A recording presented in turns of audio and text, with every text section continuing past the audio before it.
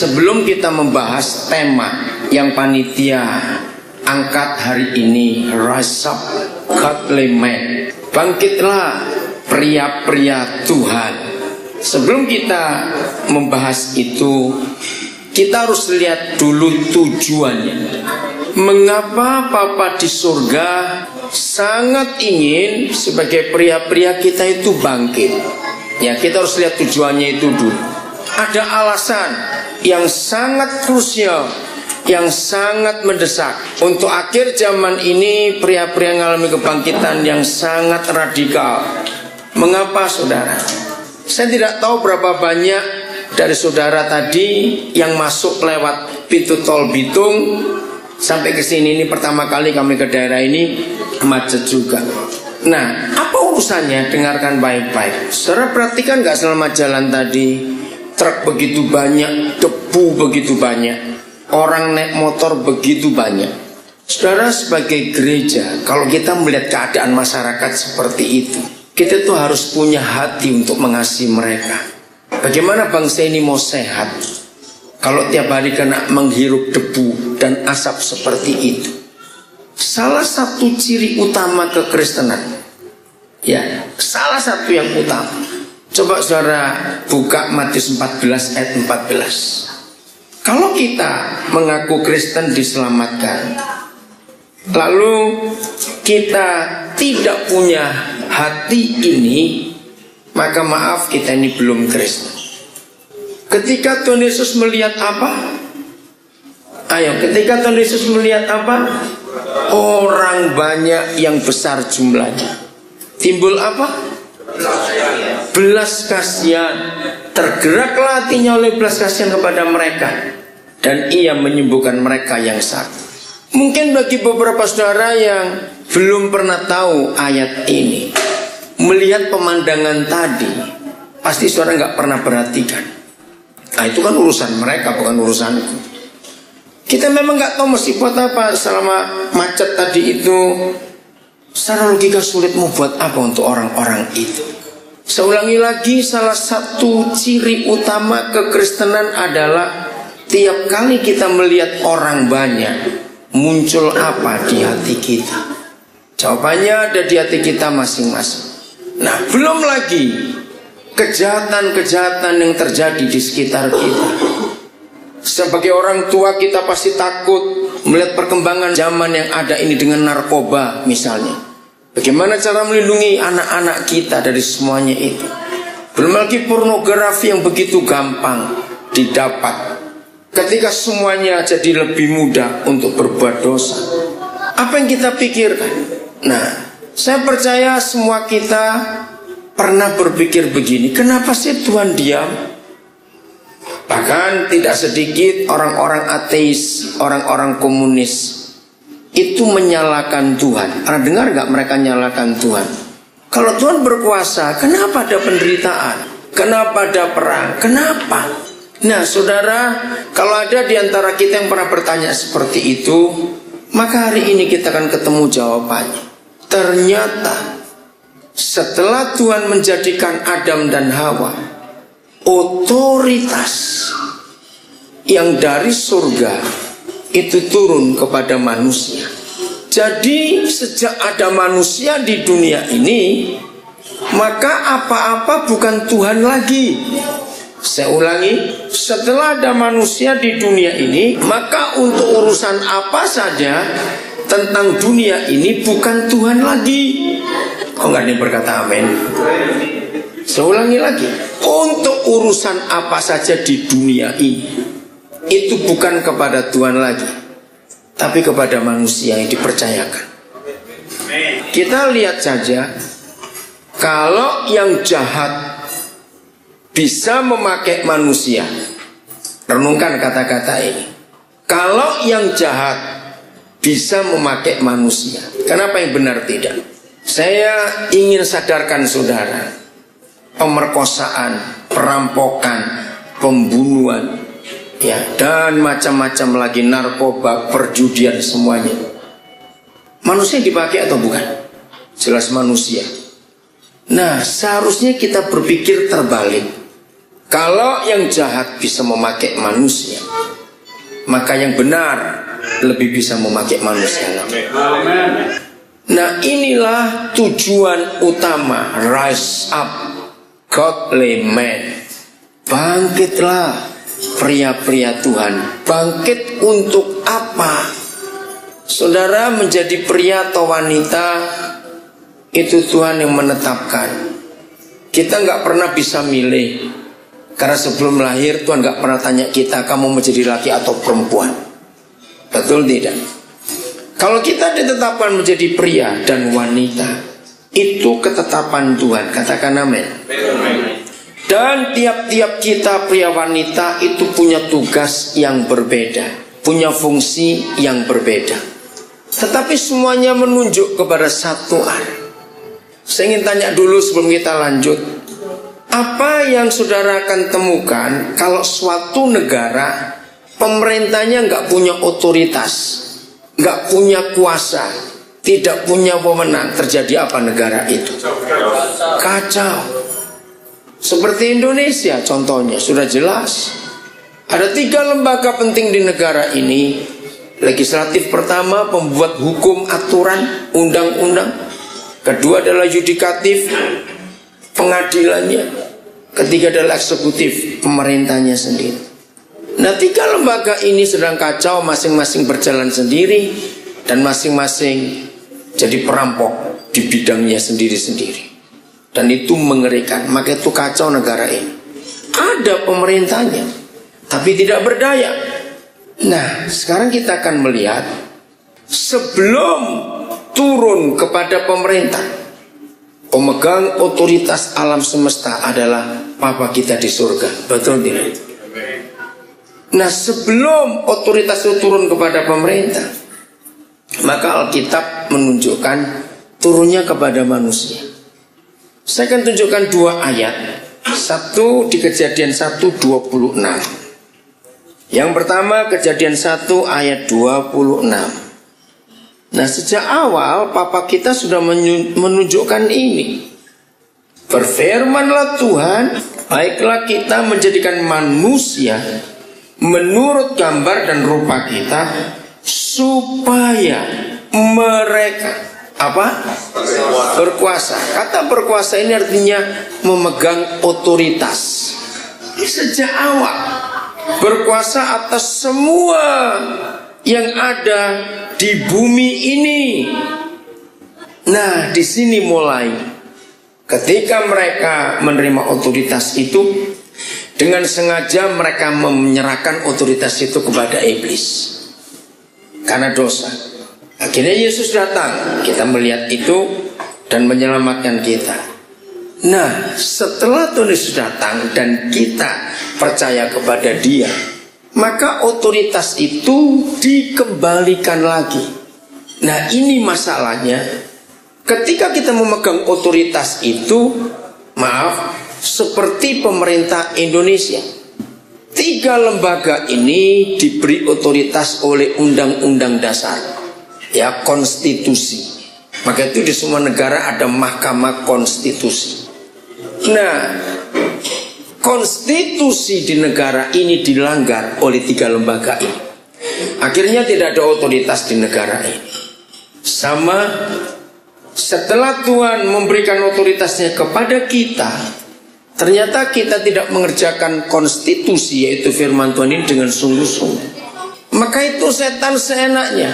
Di mana ada sebuah negara tidak ada ketaatan pemerintahnya kepada hukum, ya, perhatikan, di mana ada negara pemerintahnya tidak taat pada hukum, maka kejahatan yang muncul, kesewenang-wenangan yang muncul.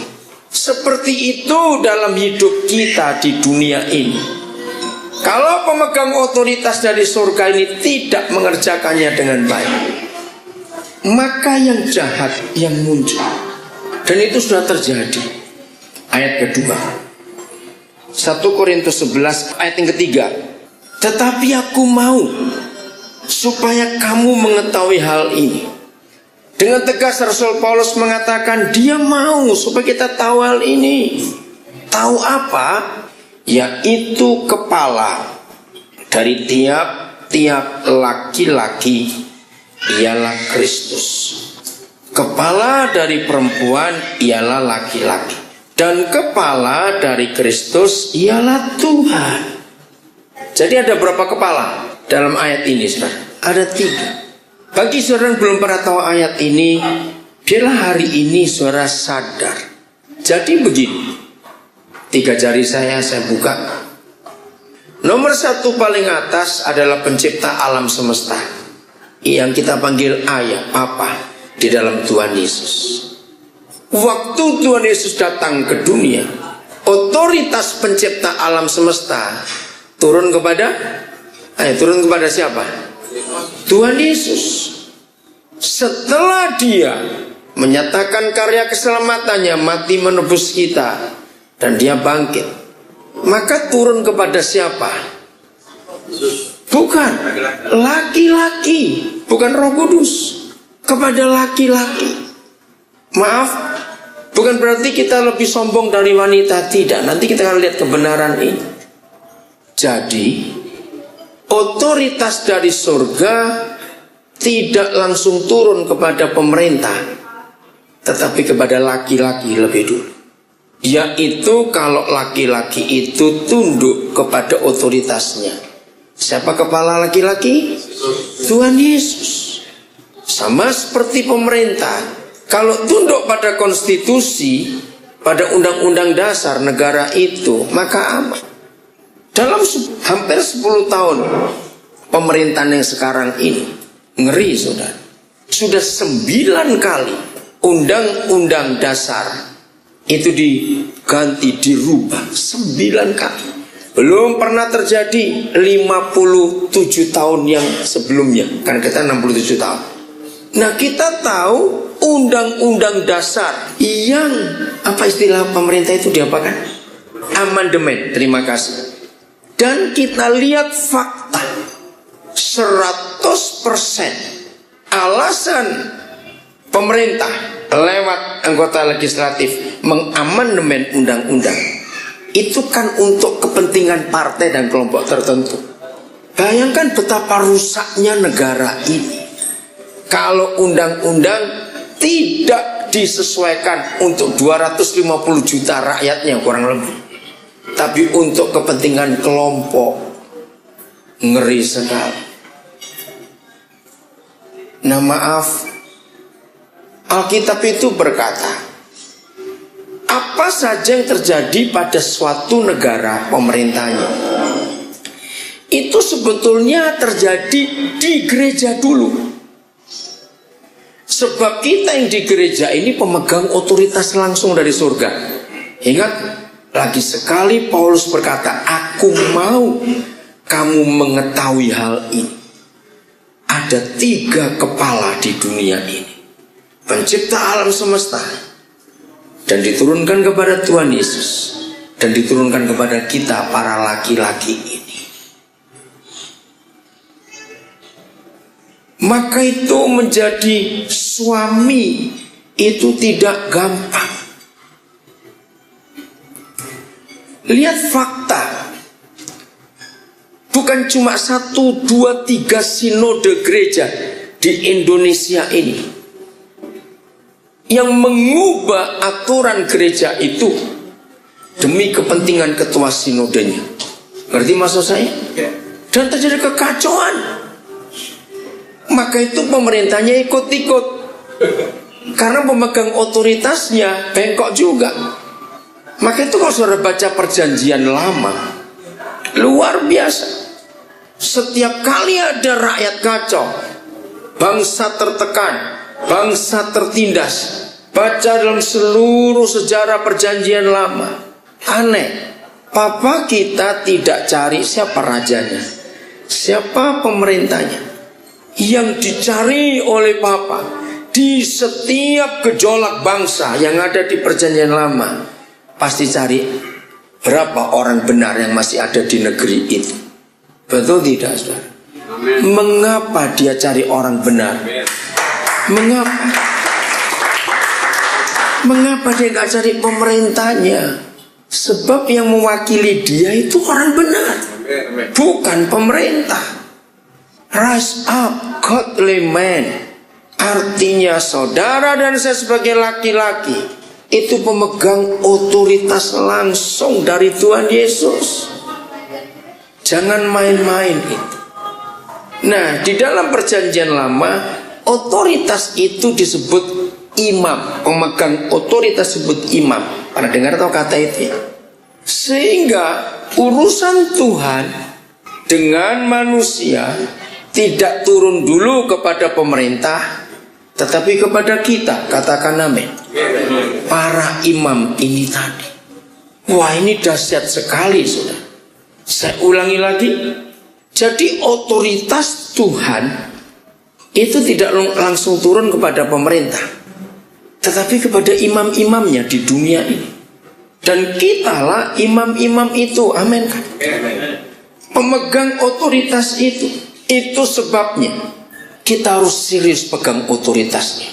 Kita buka Keluaran 17. Ada sebuah gambaran yang luar biasa, contoh bagaimana pemegang otoritas itu. Mulai ayat yang ke-8. Lalu datanglah orang Amalek dan berperang melawan orang Israel di Rafidim. Musa berkata kepada Yosua, pilihlah orang-orang bagi kita, lalu keluarlah berperang melawan orang Amalek. Besok aku akan berdiri di puncak bukit itu dengan memegang tongkat Tuhan di tanganku. Lalu Yosua melakukan seperti yang dikatakan Musa kepadanya dan berperang melawan orang Amalek. Tetapi Musa, Harun dan Hur telah naik ke puncak bukit. Dan terjadilah, perhatikan kalimat, dan terjadilah, apabila Musa mengangkat tangannya, lebih kuatlah Israel. Tetapi apabila ia menurunkan tangannya, lebih kuatlah Amalek. Maka penatlah tangan Musa. Sebab itu mereka mengambil sebuah batu, diletakkanlah di bawahnya, supaya Musa duduk di atasnya. Harun dan Hur menopang kedua belah tangannya, seorang di sisi yang satu, seorang di sisi yang lain, sehingga tangannya tidak bergerak sampai matahari terbenam. Demikianlah Yosua mengalahkan Amalek dan rakyatnya dengan mata pedang. Saudara, Perjanjian Lama menuliskan gambar seorang imam itu selalu mengangkat tangan. Lagi sekali, gambar seorang imam selalu mengangkat tangan. Nah, Amaleknya kita nggak usah bahas, tapi ada masalah bukan? Betul nggak? Ada peperangan, ada musuh. Saya mulai dengan keluarga kita masing-masing. Ya, keluarga kita masing-masing. Biarlah lewat Keluaran 17 ini, laki-laki dengarkan. Mulai hari ini, ambillah sebuah kebenaran ini jadi pedoman buat hidup kita. Dengar, dalam nama Yesus, semua kita harus mengambil kebenaran Keluaran 17 ini. Ada apa saja di hidup keluarga kita, saya ulangi, ada apa saja yang terjadi di keluarga kita, berarti imamnya sedang teler. Simpan firman ini. Anak kena narkoba, masalah ekonomi, macam-macam hal, pokoknya ada serangan musuh, maka imamnya yang sedang tidak berfungsi dalam otoritas itu. Lalu apa peranan istri di sini? Penopangnya. Efesus 5 ayat 22 sampai 33 menuliskan. Dan itu satu-satunya tulisan di seluruh dunia. Di antara jutaan judul buku, hanya Efesus 5 yang menuliskan bahwa hubungan suami istri, suami itu kepala, istri itu, ayo lanjutkan, suami itu kepala, istri tubuh. Ini luar biasa. Saya sudah berbicara tentang keluarga, mendidik anak dan macam-macam di banyak tempat yang bukan Kristen. Dan mereka kagum ketika saya sampaikan Alkitab ini memberitahukan suami itu kepala, istri itu tubuh. Maka itu untuk melihat keluarga kita, maka kepala tubuhnya harus jadi pedoman. Saya tanya kepada saudara, kalau suatu hari ada pasien datang ke dokter, keluhannya macam-macam di tubuhnya, lambung sakit, ginjal bermasalah misalnya, macam-macam lah, jantung, paru-paru semua. Tapi setelah diperiksa, entah itu ronsen, entah itu periksa kotoran, kencing, darah, periksa macam-macam, sampai endoskopi, sampai semuanya, ternyata di tubuh tidak ditemukan masalah. Walaupun semua kita bukan dokter, tapi kita tahu. Maka yang terakhir, dokter menganjurkan periksa apanya? Kepalanya. Betul tidak saudara? Karena ini pemegang otoritas. Berarti saraf pusat ini sedang bermasalah. Berarti di otak ini ada gangguan. Karena tubuh nggak ada apa-apa. Hebat ayat itu. Rise up, godly man. Bayangkan kalau semua laki-laki menjalankan otoritas penuh dari kerajaan surga. Kira-kira dunia ini seperti apa? Seperti surga. Karena masing-masing kita menjalankan otoritas itu. Maka itu Alkitab mengatakan, beberapa ayat saya akan sebutkan nanti, yang dirusak oleh iblis itu bukan istri, tapi suami. Walaupun ada istri yang bisa dirusak, tapi mayoritasnya suami atau istri yang sering diganggu. Suami kita ini. Mengapa iblis lebih senang mengganggu kita daripada mengganggu istri kita? Itu tadi karena iblis tahu kita pemegang otoritas. Kalau kita digoyang, kalau kita digoncang, rusak semua. Saudara-saudara yang dikasihi Tuhan, saya tidak tahu masing-masing godaan para pemegang otoritas itu apa hari-hari ini. Godaan terbesar adalah seks. Di antara berapa gereja, berapa teman pendeta, saya disebut pendeta cukup sadis di Indonesia ini. Kenapa? Kalau saya berkati pernikahan, maka salah satu janji dari pengantin pria adalah saya minta dia berani mengatakan kalimat, di hadapan Tuhan aku berjanji kalau aku selingkuh aku mati.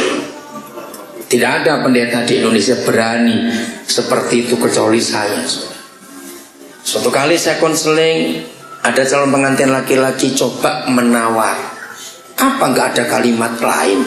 Jawaban saya gampang, kalau kamu memang nggak mau selingkuh, kenapa takut? Diam dia. Maka kesimpulannya, kalau kamu nggak mau ngomong itu, cari pendeta lain untuk nikahkan kamu. Bukan saya sombong, karena kita ini pemegang otoritas, mengerikan. Maka itu para pria di kelompok pengusaha Injil Sepenuh Internasional ini, ayo kita saling menguatkan, saling menasihati, saling mengingatkan. Amin. Karena sebelum kita jatuh, kan pasti ada pendahuluannya, bukan? Tidak ada orang berbuat dosa tiba-tiba berdosa, itu nggak ada. Betul? Selalu ada pendahuluan. Nah, ketika pendahuluannya itu datang, biarlah kita mengingatkan yang lain. Maka itu betul, fellowship kita, persekutuan kita ini harus kompak. Katakan amin. Amin. Supaya kita saling mengingatkan pria-pria. 1 Timotius 2 ayat 8. Di perjanjian baru, Rasul Paulus menuliskan kembali apa yang terjadi di Keluaran 17 tadi.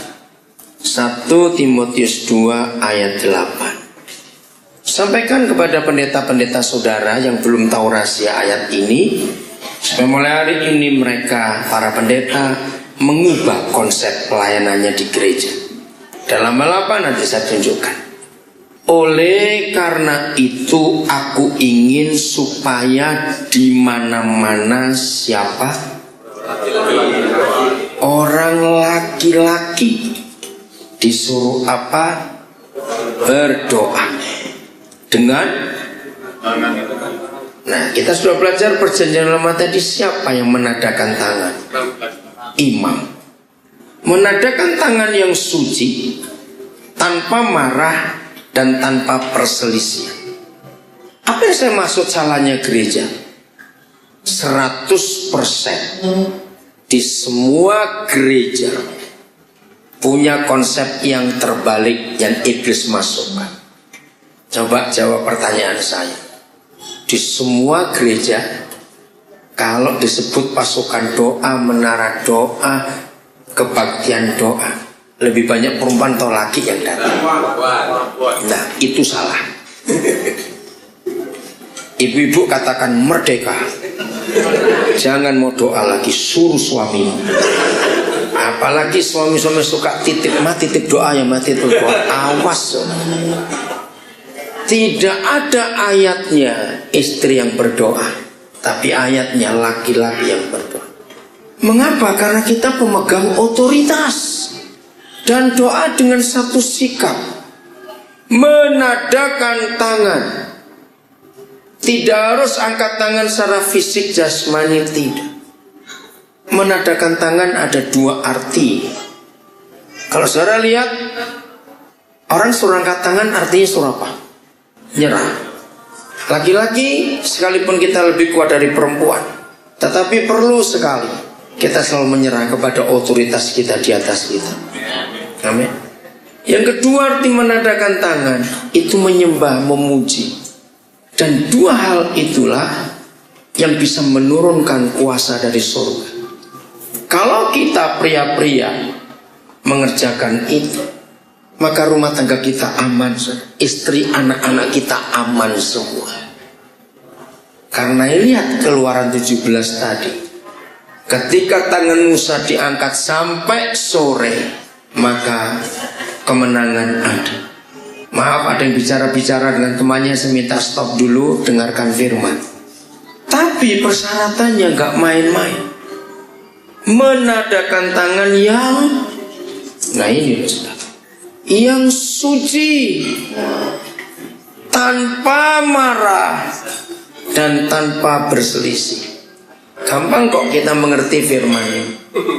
Kalau suami marah dan berselisih, biasanya dengan siapanya. Nah itu. Coba kita buka dulu 1 Petrus 3 ayat 7. 1 Petrus 3 ayat 7. Demikian juga kamu, siapa? Pemegang otoritas. Hiduplah bijaksana dengan istrimu sebagai kaum yang lebih lemah. Hormatilah mereka sebagai pewaris, teman pewaris dari kasih karunia, yaitu kehidupan. Ayo baca sama-sama kalimat terakhir. 1, 2, 3. Supaya doamu jangan terhalang. Doa ya tadi di 1 Timotius 2:8 menandakan tangan. Kapan pemegang otoritas doanya terhalang menurut ayat ini? Kalau tidak menghormati istrinya, tidak mengasihi istri. Lagi sekali istri-istri katakan merdeka. Sudahlah, pokoknya kalau suami saudara macam-macam, senyum saja. Kok enggak amin? Istri-istri, kalau suami saudara macam-macam kepada saudari, senyum saja. Istilah doamu jangan terhalang. Istilah saya baca di terjemahan yang lain, itu artinya seperti ikan hidup dikeluarkan dari air. Apa bahasa Indonesianya? Keadaan ikan hidup dikeluarkan dari air. Megap-megap, apalagi kelepekan, apalagi banyak. Semaput. Suami dengarkan, tapi dalam hal ini istri jangan sombong ya. Tapi inilah hukum yang luar biasa. Jadi lagi sekali tanpa marah dan tanpa perselisihan. Begitu terjadi sesuatu, langsung ampuni. Enggak amin. langsung ampuni dan berdamai lagi. Supaya otoritas yang Tuhan taruh di kepala kita itu tetap berfungsi dan iblis tidak punya kesempatan. Tangan yang suci ada dua, karena tangan diciptakan hanya untuk dua fungsi. Maka itu tangan kita dua, bukan empat. Tangan fungsi yang pertama untuk mengasihi, untuk membelai, untuk memeluk. Lawan katanya mukul, menyakiti. Maaf, kalau ada pemegang-pemegang otoritas di sini pernah pukul istrinya waktu emosi, saudara dengar, angkatlah tangan orang itu sampai malam. Tuhan gak mau mendengar, karena tangannya najis, pernah pukul istrinya. Gak main-main, saudara. Itu luar biasa. Fungsi tangan yang kedua untuk bekerja. Menurut Mazmur 24, siapakah yang boleh naik ke gunung Tuhan? Salah satu jawabannya adalah orang yang bersih tangannya. Bersih tangannya, awas pengusaha, rusaknya Indonesia. Karena para pengusaha suka nyuap pemerintah, merubah aturan. Gara-gara jatuh tidak. Nah, celakanya di dalam fakta, pengusaha-pengusaha Kristen yang banyak menyuap. Maka itu waktu kasus BLBI, waktu kasus-kasus terjadi, berapa nama pengusaha Kristen? Mengerikan. Jadi tangan tidak suci kalau kita menyakiti dengan tangan kita pada orang-orang kita kasih, yaitu istri, anak-anak kita. Yang kedua, kalau kita bisnis tidak kudus, ada darah di tangan kita karena menyuap. Banyak pengusaha Kristen yang punya HPH, punya tambang, punya apa, merubah hukum, menyengsarakan rakyat di sekitar tempat itu. Dapat duit banyak, tapi tangannya tidak kudus, kotor. Hari ini kiranya semua kita betul-betul menyadari tugas dan tanggung jawab ini. Katakan amin. Pemegang otoritas itu. Maka itu kalau tiap hari saudara dan saya betul-betul mengerjakan otoritas ini sepenuhnya, wow saudara, setan-setan itu nggak bisa bergentayangan lagi. Betul tidak? Tiap kali mereka mau menyerang, mereka melihat ada otoritas. Nah, bayangkan kalau semua keluarga di dunia ini, khususnya keluarga Kristen, melakukan tugas dan tanggung jawabnya seperti ini, maka setan gak punya ruang gerak lagi. Amin. Setan gak punya ruang gerak lagi. Hancur mereka. Wah, ini luar biasa. Bagian terakhir, Matius 18 ayat 19 mulai.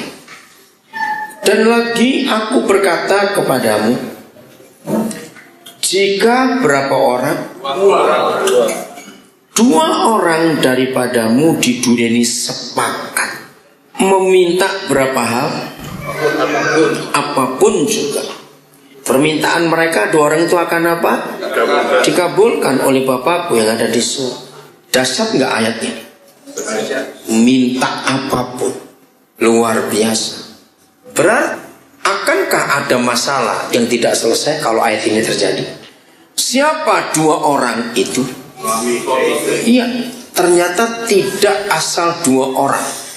Karena ada kata sepakat. Di dalam perjanjian lama kata sepakat itu covenant, ikatan janji sehidup semati. Itu hanya boleh terjadi antara Yahweh dengan Abraham pada waktu itu, Yesus dengan gereja. Itu yang pertama. Yang kedua, sepakat hanya untuk suami istri. Saya ulangi, sepakat di dalam Matius 18 ayat 19 ini itu hanya untuk Tuhan dengan gereja dan suami istri. Ini luar biasa, saudara.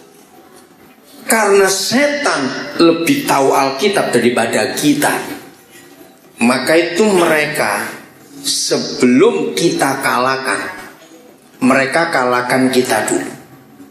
Dalam hal apa mereka kalahkan kita? Ayo jujur. Kenapa Pak? Enggak apa-apa. Siapa yang pernah merasa begini? Kenapa ya? Aku ini kok lebih gampang baik dengan orang lain daripada dengan istri atau suami? Ada yang pernah merasa begitu? Nah, itu perbuatan iblis. Karena ayat ini sudah dipegang oleh si setan. Mereka tahu bahwa kalau kita bisa sepakat terus suami istri, wah, doa kita itu luar biasa. Mereka kalah. Minta apapun juga permintaan kita dikabulkan oleh Bapa di surga. Maka itu dia buat kita tidak sepakat. Betul?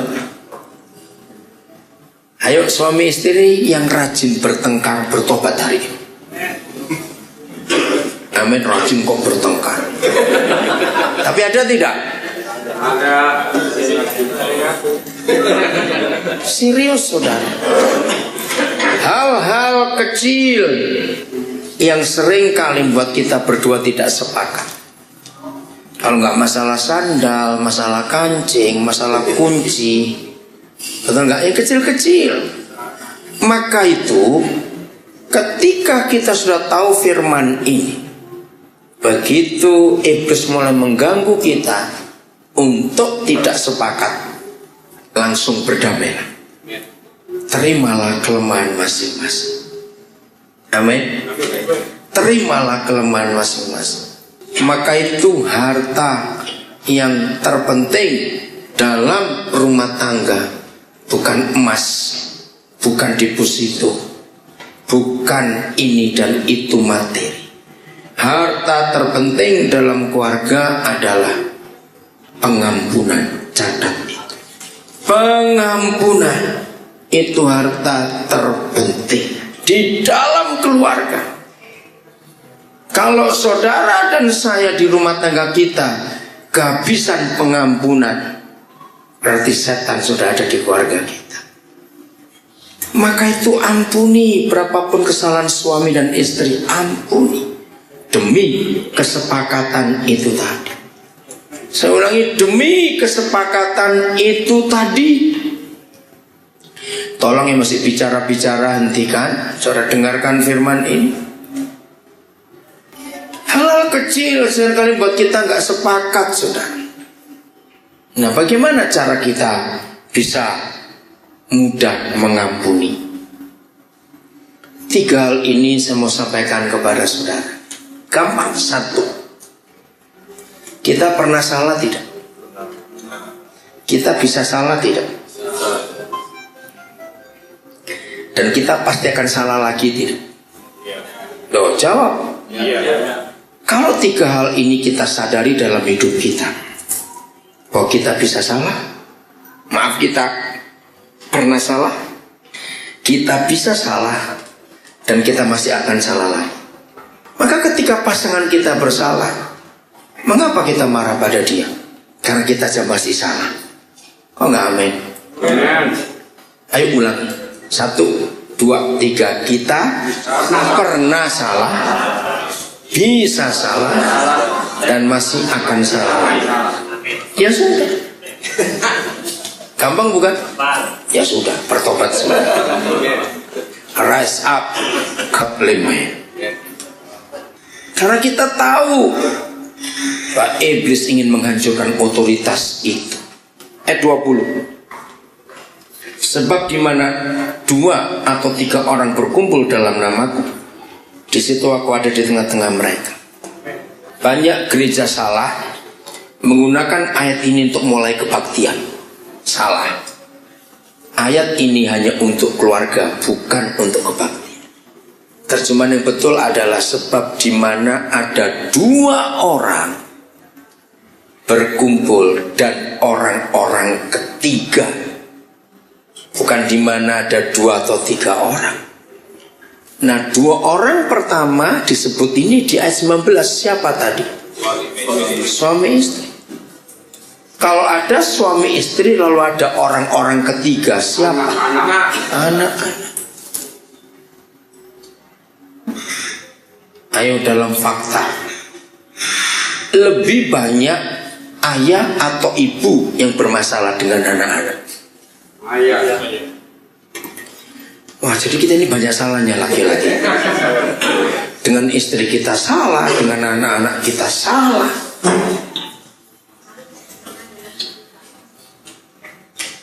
Jadi kita nggak boleh sepakat hanya dengan istri saja, dengan anak-anak juga. Amin kan? Amin. Siapa yang suka bertengkar dengan anak-anaknya bertobat hari ini. Saya punya kata-kata hikmat dari perkataan Tuhan Yesus. Belajarlah kepada anak-anak.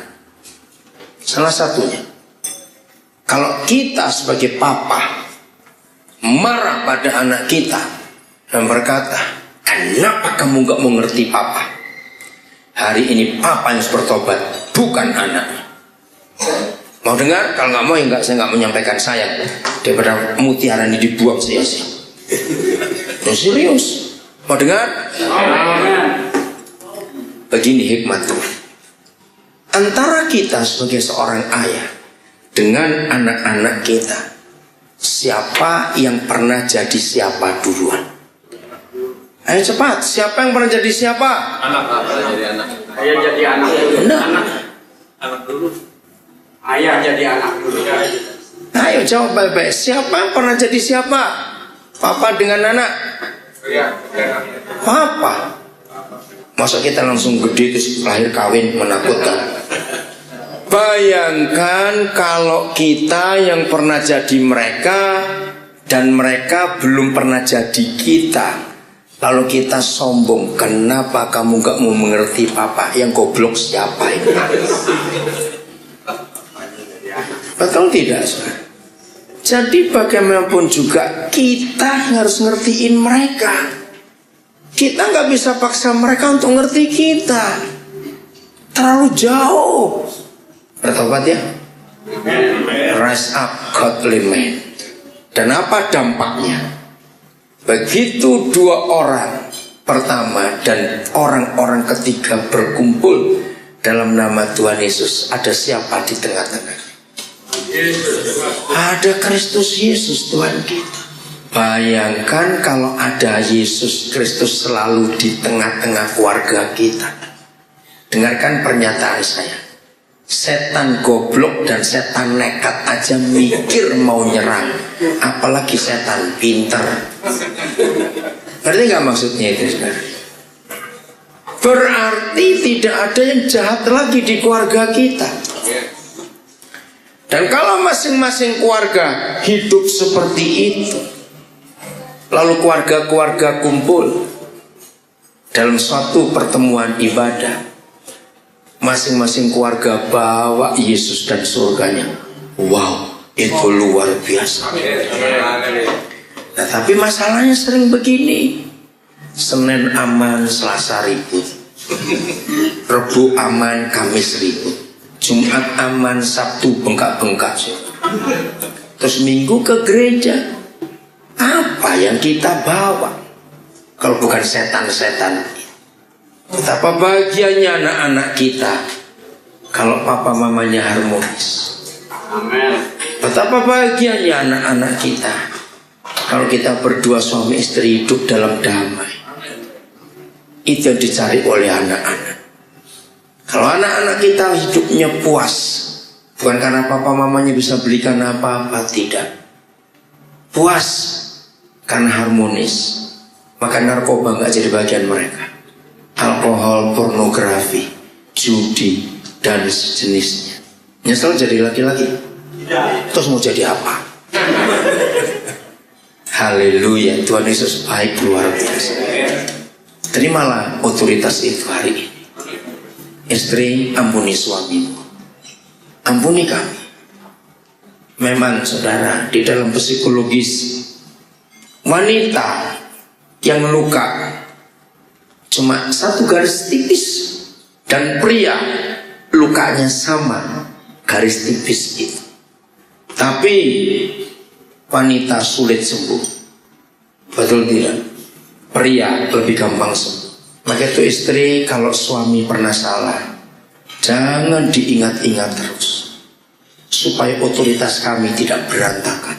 Jarang bayangkan kalau yang dekat saja nggak menghargai otoritasnya, bagaimana di luar bisa menghargai? Betul tidak? Pulang dari sini, kita pulang dalam perdamaian. Amin. Tuhan memberkati kita semua. Mari kita mengambil Tuhan.